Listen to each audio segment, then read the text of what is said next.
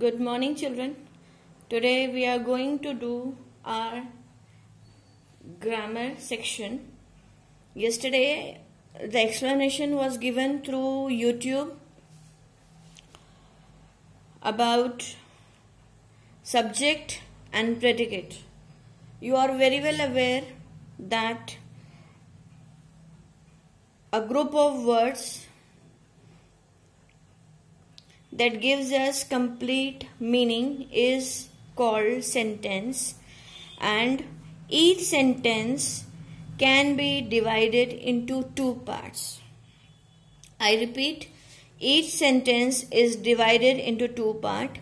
In your grammar book, which I showed you the cover page, lesson number 2 is the topic subject and predicate.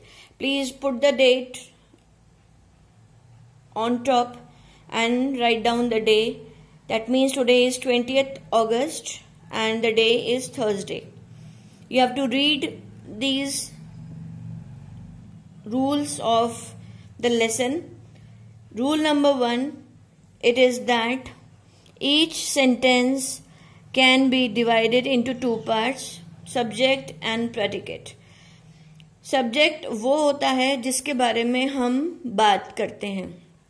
अगर हम बात करते हैं यहाँ पे example number 1, Ramesh is going to the market, तो हम पहले आधे का सवाल बना लें कि मार्केट कौन जा रहा है.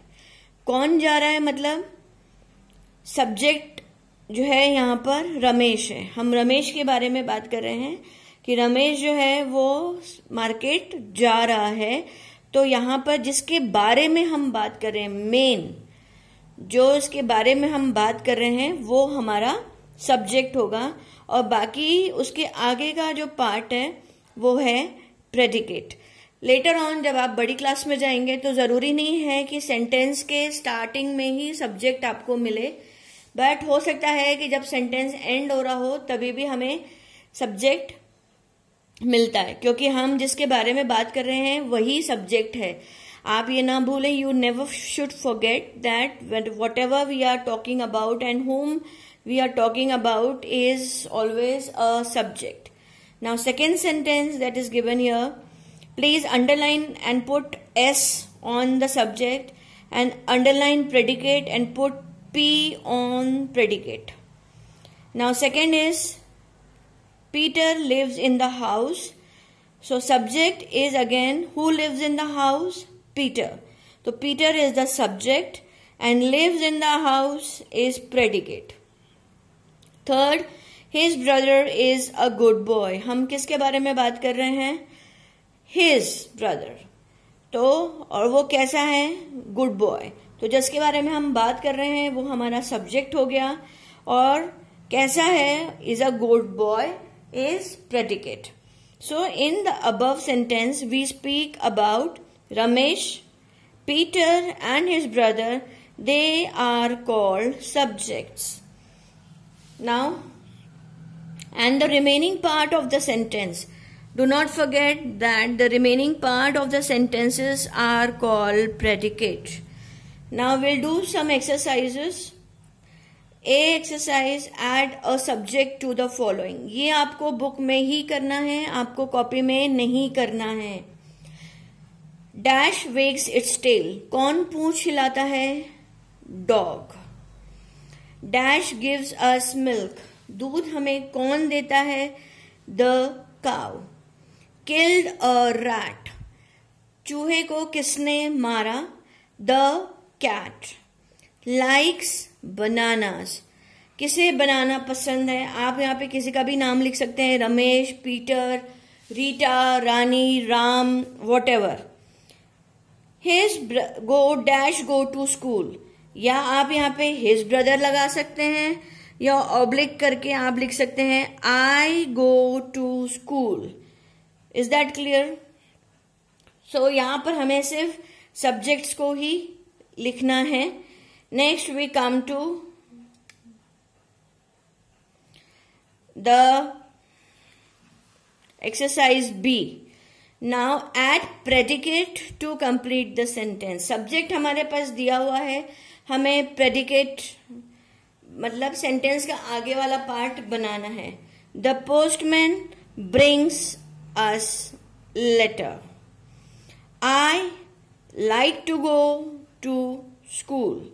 प्लीज लाइन को टच करके ही लिखें और सुंदर हैंडराइटिंग में. आपका बुक वर्क बिल्कुल नीट होना चाहिए. Now let's come to the next page of your exercise. This is exercise number 3. Mother is subject, loves me is predicate. Anil is subject, plays with me. With me लिख सकते हैं या play, cricket, football, आपको जो लिखना है वो आप लिख सकते हैं. Father is a doctor. Father is a doctor. Father is a policeman. Whatever you feel like, आपको जो ठीक लगता है आप वो लिखेंगे. Now let's come to exercise C. Here you have to underline. आपको सिर्फ अंडरलाइन करना है सब्जेक्ट को. First one, Sachin is the best batsman. Sachin को आप अंडरलाइन करेंगे और ऊपर से लिखेंगे एस. ऊपर नहीं लिखना है तो आप नीचे भी लिख सकते हैं वर्ड के. The earth goes around the sun. Earth is again हम जिसके बारे में बात कर रहे हैं वो subject. Rest is all predicate. The dogs bark loudly. Dogs again are subject. The star shines at night. Stars is again subject and birds fly in the skies. Birds कौन आसमान में उड़ता है? Birds. जिसके बारे में भी हम बात कर रहे हैं अब आपको पता चल गया है वही है subject. Now come to exercise D, matching. यहाँ पे आपको प्लीज लाइन से नहीं ड्रॉ करना है. Put numbers which is very neat work. Raman reads a book. The sun shines brightly. The horse neighs. The players play football. Grandfather walks slowly. I hope children you have understood what is the difference between a subject and a predicate. I am going to repeat it again. A group of words that gives us complete sense and complete meaning is called sentence. And a sentence is divided into two parts. That means subject and predicate. Subject is about whom we are talking. That means अगर picture का hero है तो वही subject है और sentence का जो hero है वही सब्जेक्ट है.